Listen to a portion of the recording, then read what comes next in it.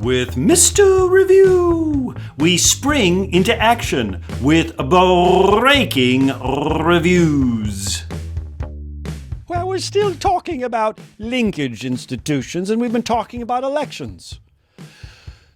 Lastly, we looked at presidential elections and how presidential elections link you to the government, a linkage institution. But what about congressional elections? Are they any different? Well, a little bit. If I'm running for Congress, I still need to be nominated by one of the two major political parties. Although third parties have won in the past, it's just pretty unlikely.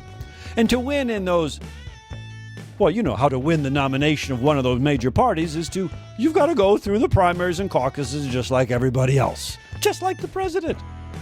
Got to go through Iowa, got to go through New Hampshire. You know how that works. No, in your state. Each state holds a primary. That's right. And when you win your state's primary, you get to be your state's political party candidate for the Democrats or the Republicans. And then you move into, you go to the general elections too, or the midterm election. You go to the next national election in November every 2 years, and whoever wins.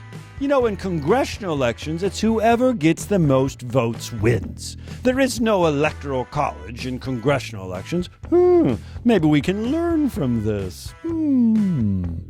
Winning congressional elections is a long, expensive process. We'll talk more about campaign finance later, but suffice it to say, if you want to be the candidate, if you want to be a nominee from one of the two major parties, make sure your pockets are stuffed with cash, because you'll need to run long campaigns with TV ads and handlers and managers and, people to do your hair and makeup. Ooh, Mr. Review, hair and makeup. Me? Run for president? Oh, behave. Mr. Review, springing ahead with breaking reviews.